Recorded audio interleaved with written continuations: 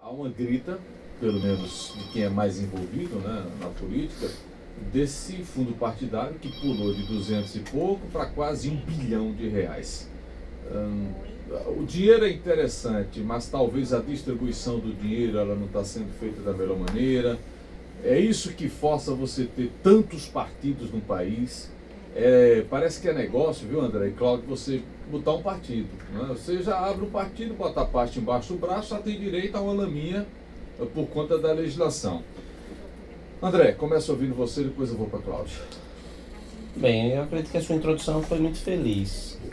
O fundo partidário, a ideia, de acordo com a Constituição, é permitir o chamado direito de antena, ou seja, os partidos terem a possibilidade de trazerem pessoas que pensam como os membros daquele partido que defendem ideias. Na verdade, a política é o local onde nós defendemos as nossas ideias, onde nós defendemos o futuro que nós queremos do ponto de vista da construção de um determinado modelo de sociedade.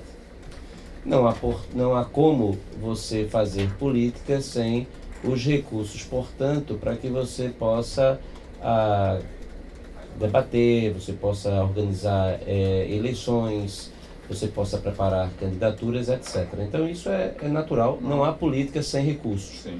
Não precisa ser tanto recurso. E aí você tem ainda, sem levar em consideração esse valor que você falou, esse valor exorbitante hoje, dos 800 milhões de reais aos partidos, você deve ainda somar o tempo de rádio e televisão, Sim, que aí você ultrapassará certamente sem 1 dúvida. bilhão, porque as emissoras recebem abatem ou seja, o contribuinte paga. Não, e bota a emissora que exibe o horário eleitoral, a TV e o rádio, elas botam o preço cheio de tabela.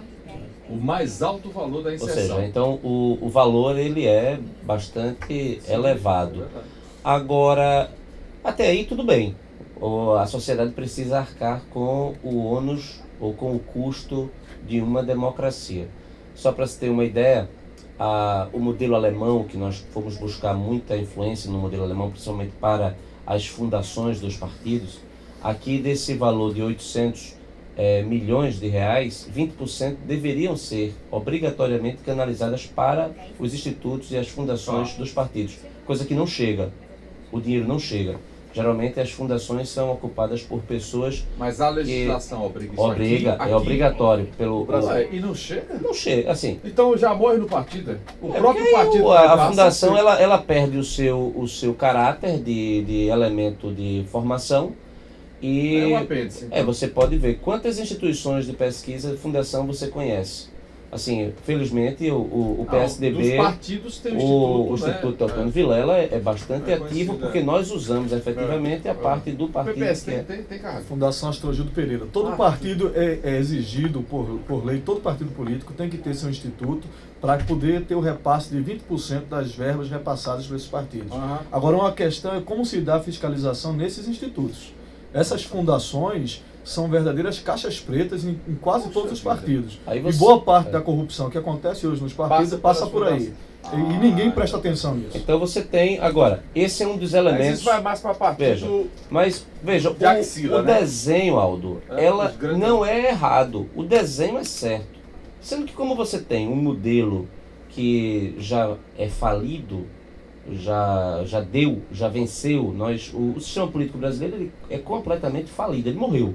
Ele não é capaz de garantir a legitimidade necessária para a democracia funcionar bem.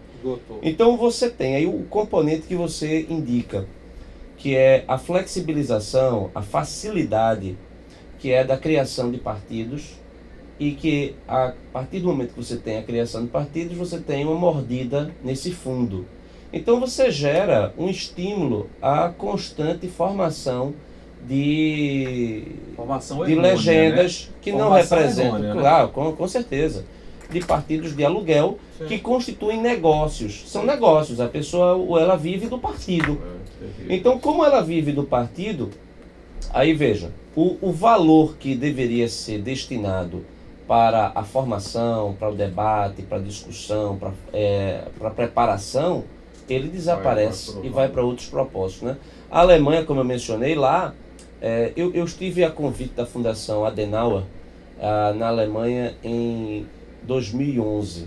Me chamou muita atenção que a Fundação Adenauer ela é vinculada ao CDU, que é o partido da Angela Merkel. Sendo que a fundação lá recebe 70% do valor que o partido recebe. Ou seja, se dá mais dinheiro para a formação política do que para o próprio partido. Do fundo partidário, entre aspas, 70% segue para a fundação. Exatamente. E 30% para a legenda. E que na época era coisa de 300 milhões de euros que a legenda, que a formação recebia. Mas lá existe realmente o uso adequado, porque eles acreditam na ideia de que não há democracia sem democratas. Então você precisa criar modelos de discussão, de fomento ao debate. Então, eu, lamentavelmente, e aí trazendo bem para a conjuntura atual, nós tivemos algo bizarro esta semana que passou. O orçamento da União, a presidente Dilma, ela sancionou, prevendo uma receita de recursos da CPMF, um tributo que não existe, diga-se de passagem, e que depende de uma emenda à Constituição para que venha a existir.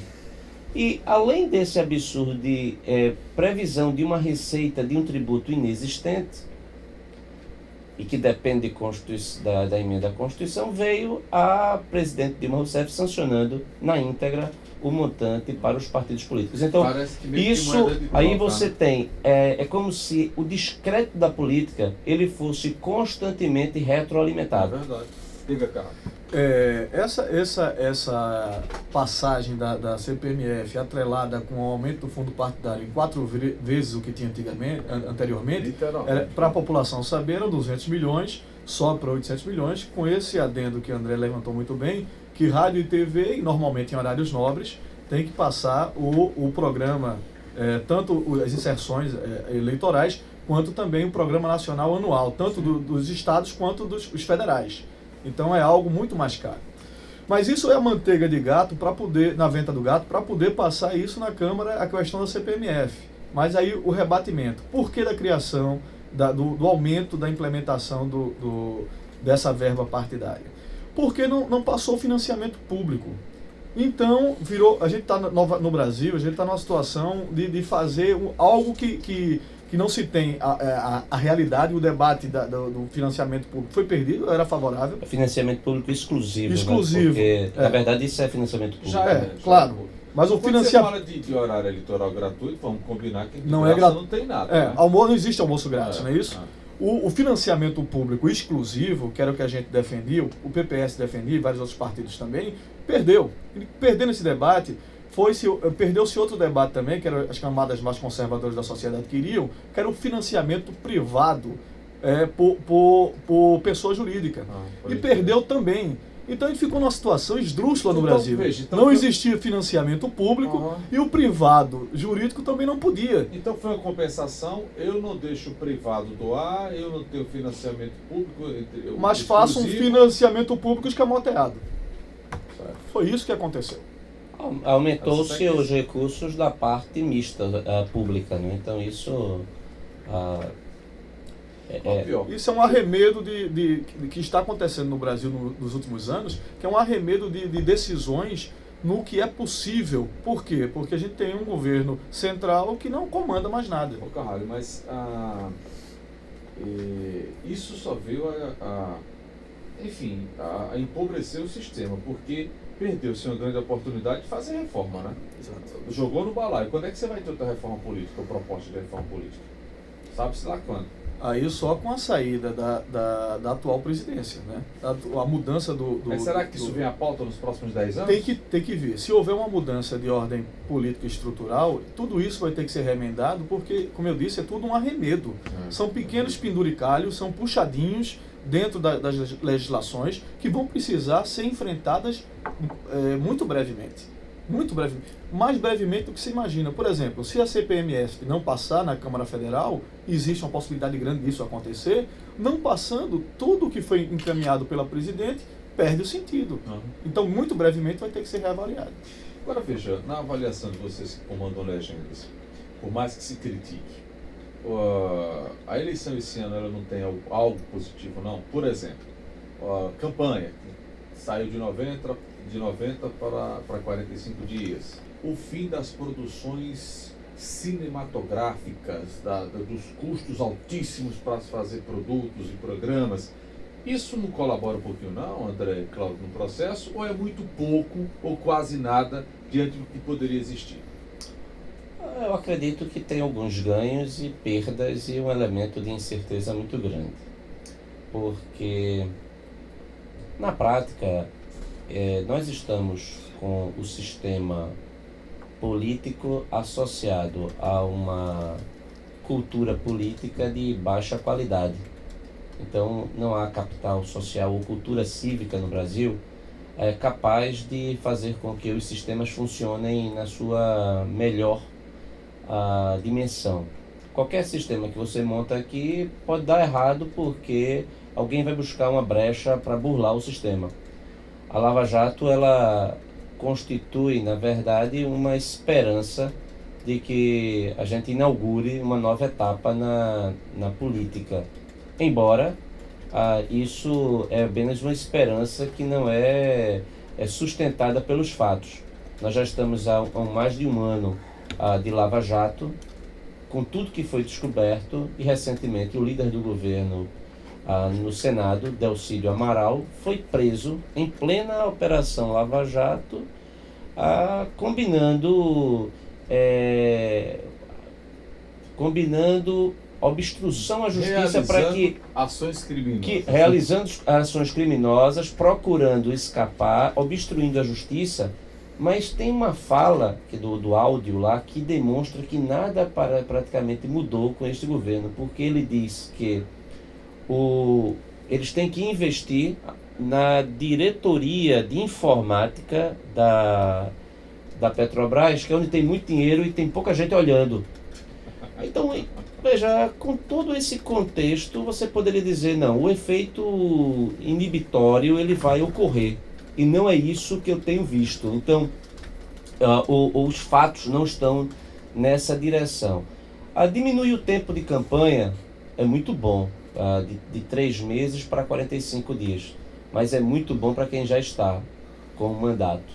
Quem não está com o mandato, em 45 dias, se fazer conhecido para disputar uma eleição com chances reais de vitória, difícil. Nesse sistema proporcional lista aberta é muito difícil. Mas vamos combinar que quem é coxo parte cedo.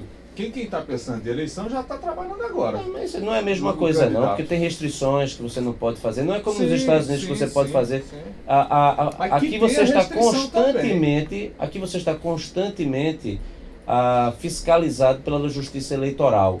O processo, como tem muita coisa errada, a saída é regulamentar. Quando você regulamenta, e aí eu acredito que os fatos demonstram isso, você dificulta muito quem quer fazer o certo. Porque quem não quer fazer, quem faz o errado, pouco importa a nova norma. O sujeito que faz o errado, ele até comemora, quanto mais você aperta quem faz o certo. Então, por exemplo, quem fazia Caixa 2 vai continuar fazendo. Será? A mudança Claro. Não vai ter uma fiscalização maior, não? Será que o cidadão não vai...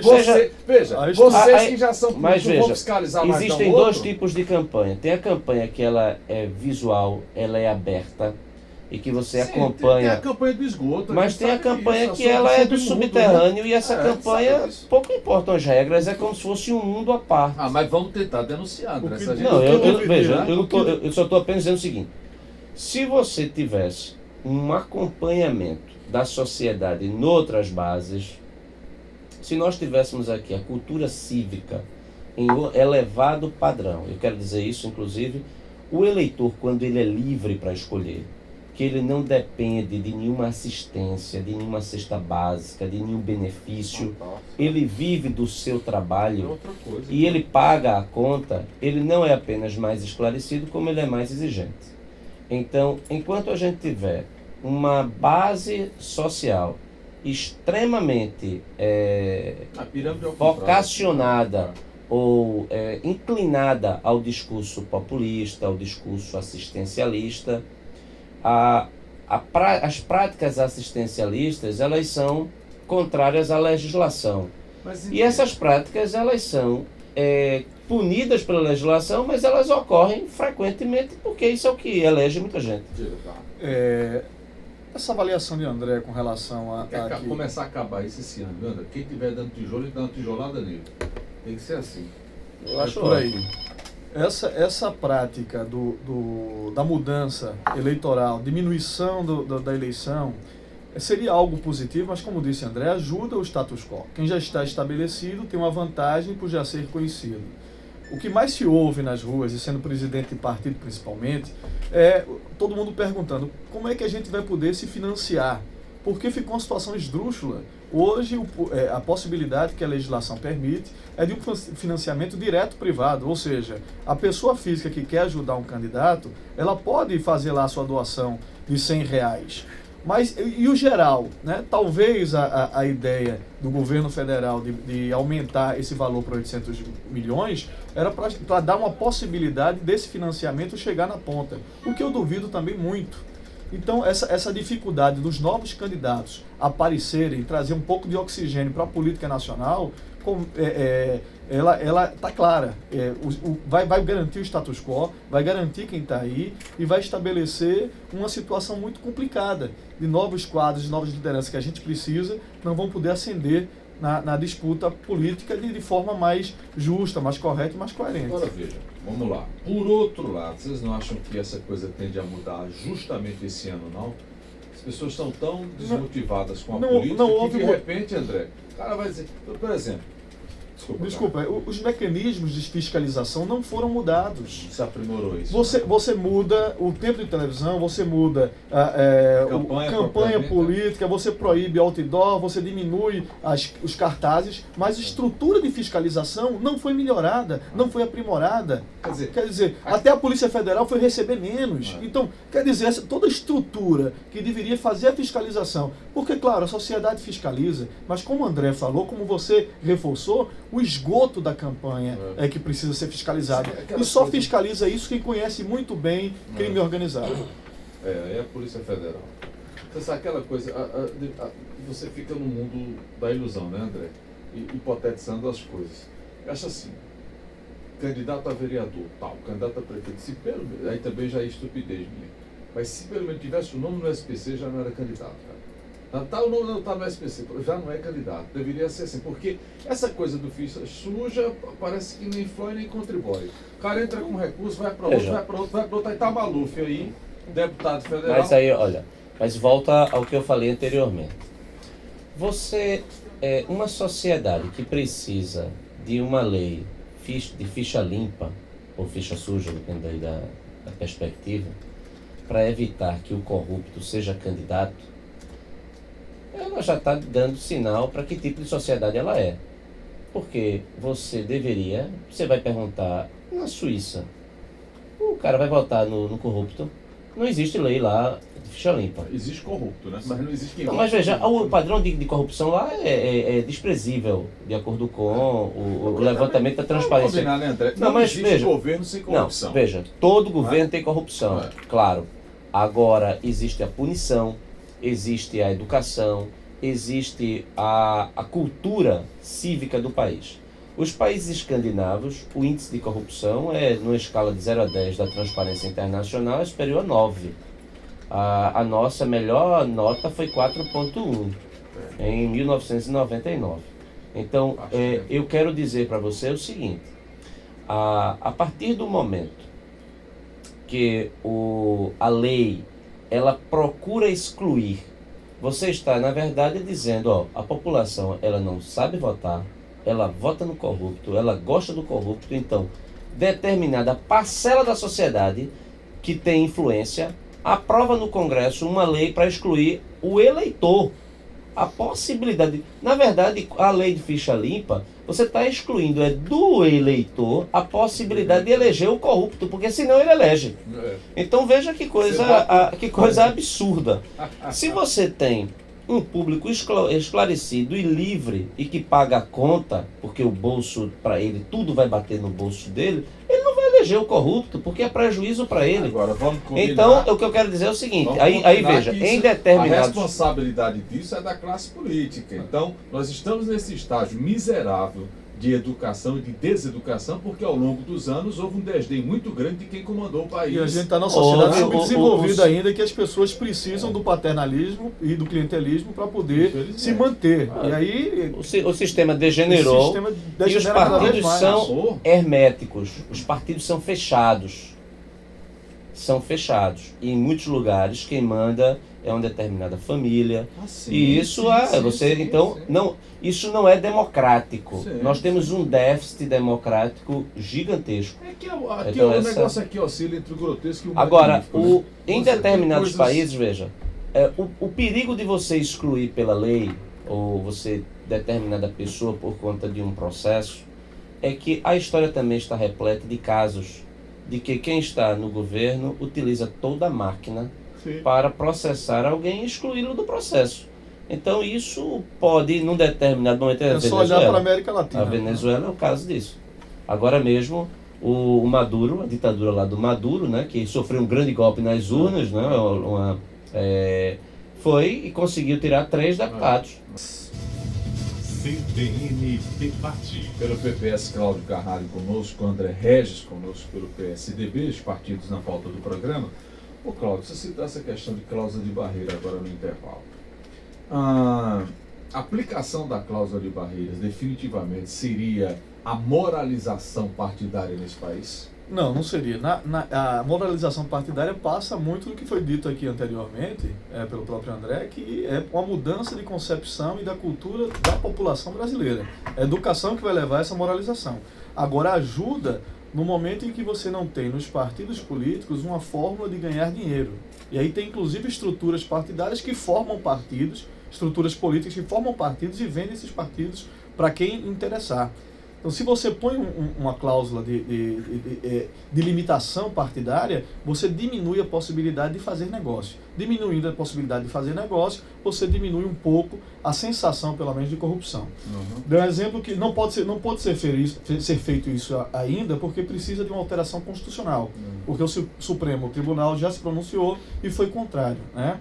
Você sabe que essa coisa da negociata, ela já vai dar uma diminuída agora, viu, André, com as coligações. Não adianta você querer fazer 10, 20, 30, querer ter o máximo, porque já não vai mais adiantar para o tempo de ter. Mas eu posso falar um contrassenso aqui para vocês. Muitas pessoas avaliam que os pequenos partidos é onde estão as corrupções. Na verdade é o contrário.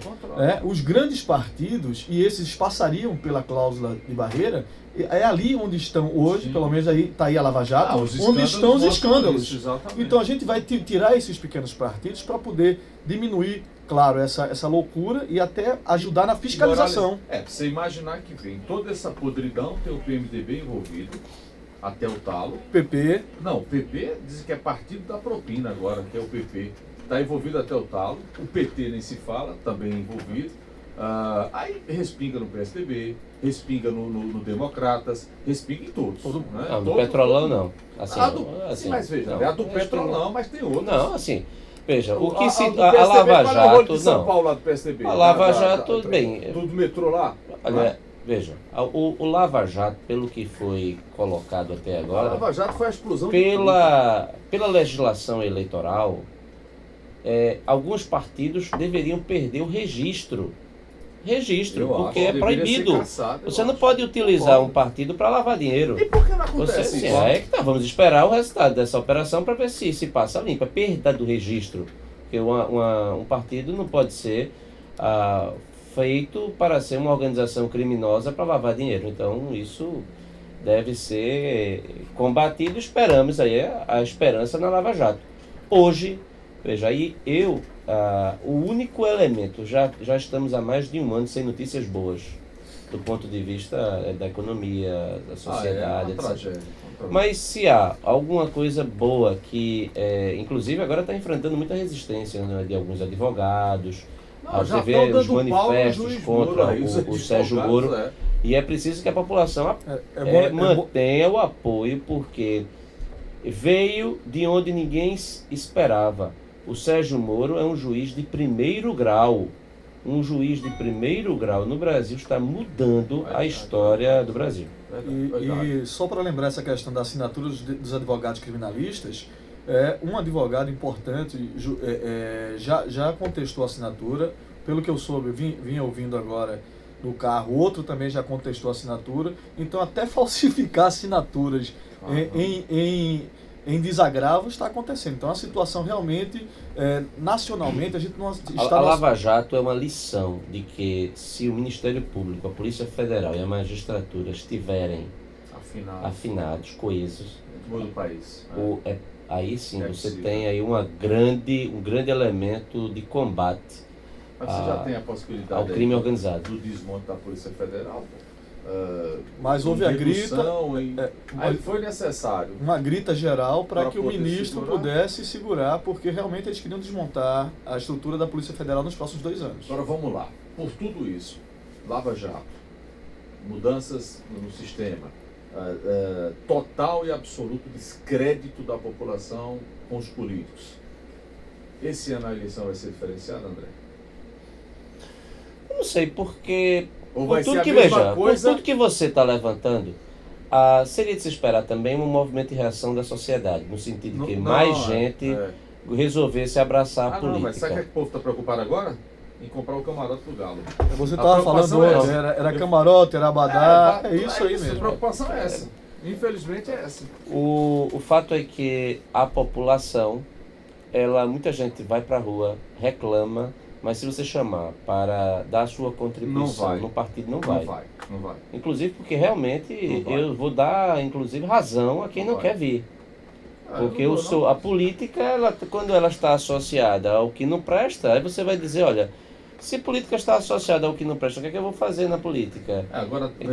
Enquanto esse for o comportamento, a gente não muda. Não adianta você querer mudar, não vai mudar absolutamente nada nesse país se não passa pela política, André. Não existe outra fórmula. Não tem. Não tem outra fórmula, não. Então, por mais que você diga, não vou votar, tô pé da vida, não adianta. Então, se não passar pela política, a gente não vai mudar. Você tem que trabalhar no curto e no longo prazo. No curto prazo é você ir fazendo esses ajustes que a gente está discutindo o tempo todo aqui. Que estão sendo feitos? E no longo prazo é investir na educação. Sem um povo educado, não há saída. Não há democracia de qualidade sem um povo educado. Esse aqui é o ponto. Agora, o sistema educacional falido que nós temos, a quantidade de pessoas que estão indo todos os dias para as aulas, eu vejo isso no Recife, a capital. As crianças vão para as escolas, vão lá todos os dias para a aula, e você chega numa segunda série do ensino fundamental, na terceira série, você vai encontrar crianças analfabetas e perfeitas, crianças... O que sistema é esse? Hábeis, né? O que é que nós vamos esperar no futuro do cidadão que não foi educado e que quando chegar na idade adulta vai ter dificuldade de conseguir o seu próprio emprego? Mas aí você puxou por Recife. Eu estou dizendo para você que... Já que você puxou por Recife aí, sem querer jogar o veneno, já jogando, o prefeito Geraldo Júlio vai se reeleger fácil, André? Acho que não. Hoje a mudança... Mas aqui na menina de 6 anos, por quê? Veja, eu acredito que a reeleição do prefeito Geraldo Júlio, ela não é garantida. Nós vamos apresentar uma candidatura extremamente competitiva. Se nós formos para o segundo turno, a nossa chance de vitória é muito grande. Então Daniel Coelho está no páreo.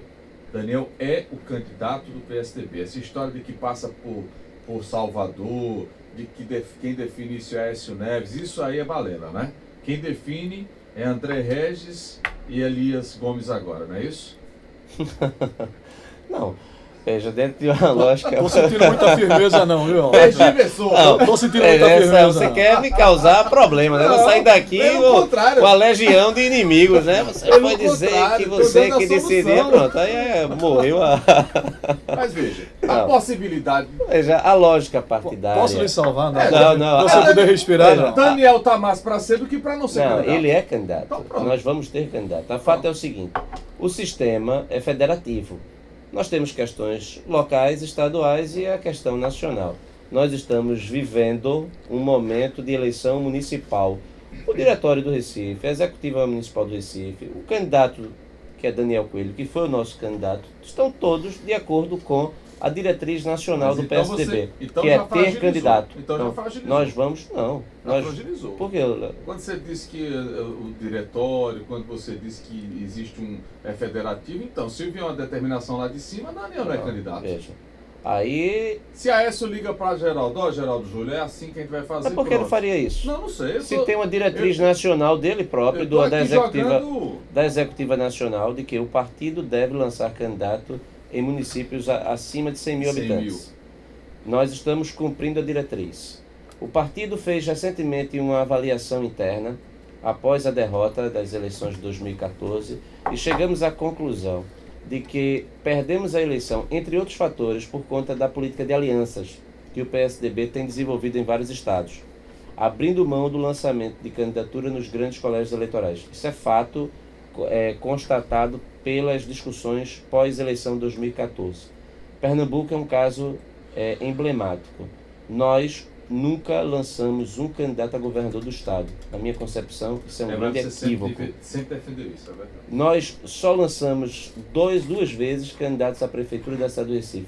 Fomos bem nas duas oportunidades. Então, chegou o momento do PSDB como partido grande, como hoje o partido número 1 de preferência nacional, apesar de ninguém gostar de partido, aqueles poucos que gostam, o partido que mais se gosta hoje é o PSDB.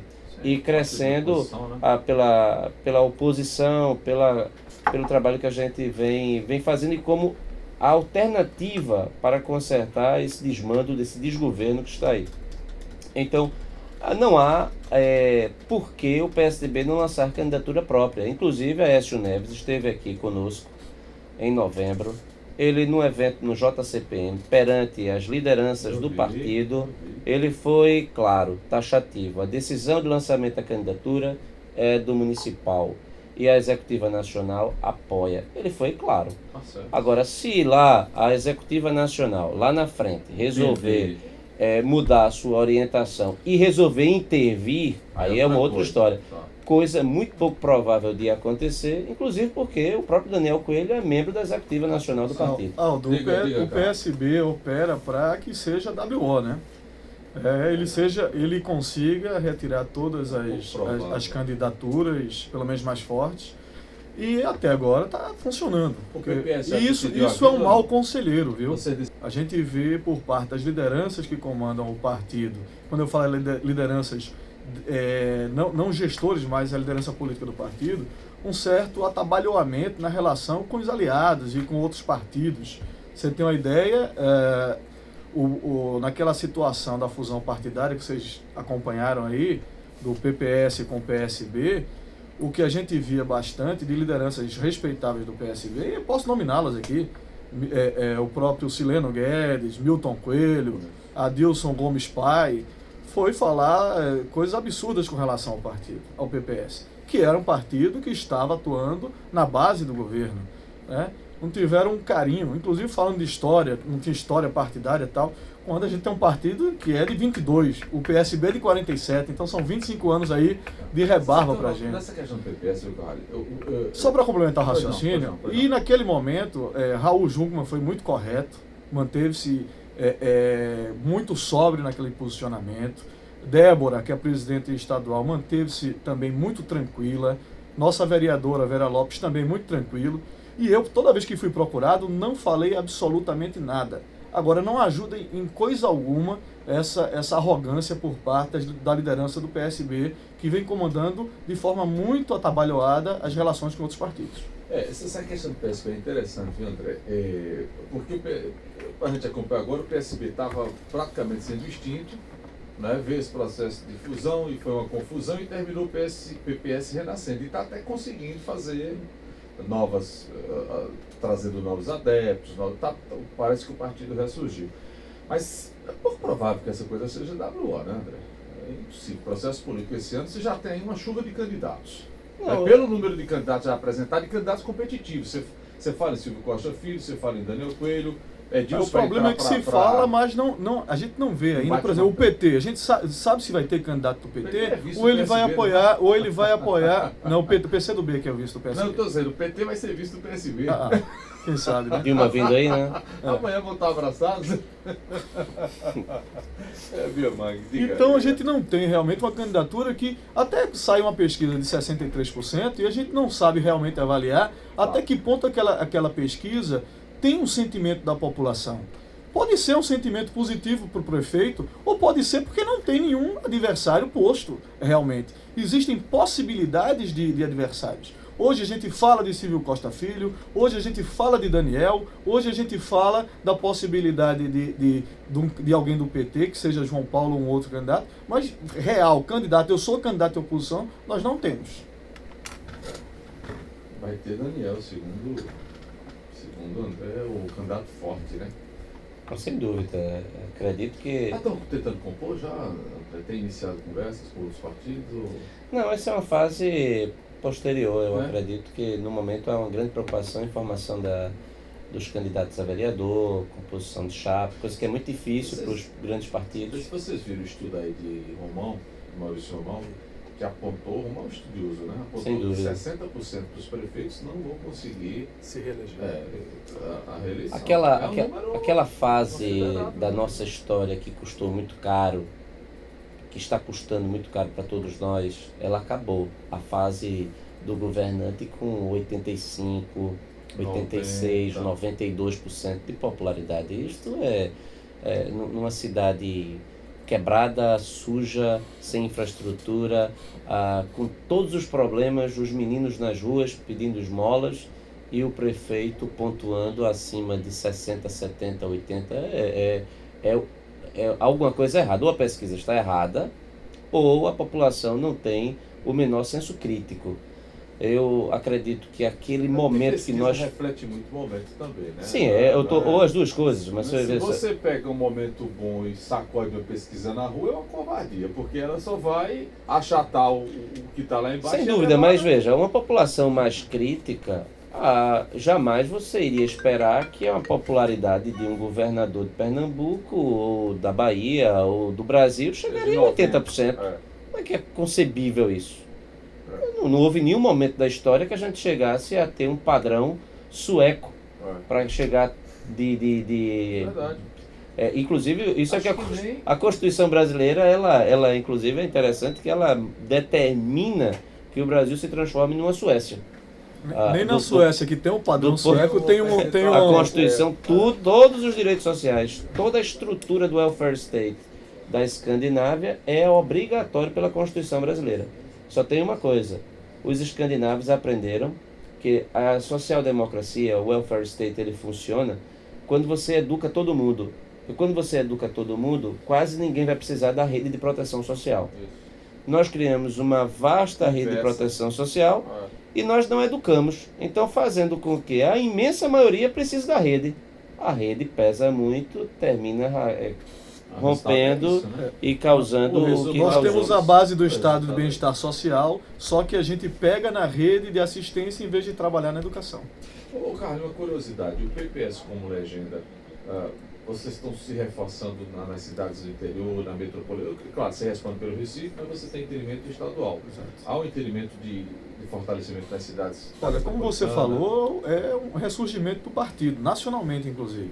Se discute aí a possibilidade de estar conversando com o partido, não sei se vai chegar, a vinda de Cristóvão, de Regufe. Então são nomes nacionais que começam assim, a retornar a um partido que a gente imaginava que estava partindo para uma outra possibilidade, inclusive discutindo fusões. Então isso acontece também no interior. A gente finalmente vamos ter candidaturas fortes a prefeito em várias cidades do estado. Aqui na região metropolitana, ontem estava aqui João Luiz. João Olinda, né? João Olinda fez uma excelente entrevista. Como também Mirtes Cordeiro em Jaboatão, que ele tá emprestado o nome para Elias analisar.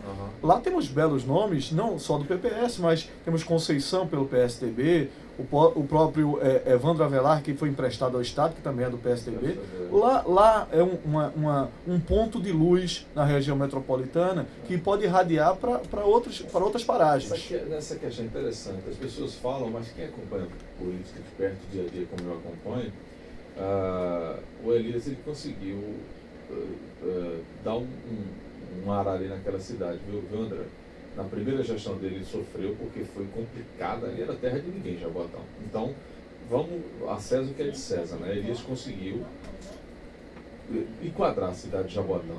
Na segunda gestão agora, penso que um dos poucos casos que conseguiu, porque geralmente tem um desgaste muito grande quando você vai para o segundo mandato, ele conseguiu lá. Eu canso de dizer que ali na verdade é PSDB, mas o espírito é de PPS, viu? E ali... Foi nosso presidente estadual. Mas acho que foi uma gestão a própria Conceição, que é a candidata dele, foi do partido, foi formada também pelo PCB. Então, todos na mesma escola. Ok. Então, vamos aguardar, vamos ver como é que vai ser o processo. Pelo menos até julho a gente continua conversando, André. Com o Carralho eu vou até outubro, né? Você tem que parar alguns meses antes, por conta da eleição. O desafio é grande. Obrigado, André. Até o próximo encontro, viu? Grande prazer estar aqui com você, com o Cláudio Carli. É sempre um motivo de alegria. Cláudio, até o próximo encontro, amigo. Obrigado. Foi um prazer. Obrigado, André. Obrigado, Aldo.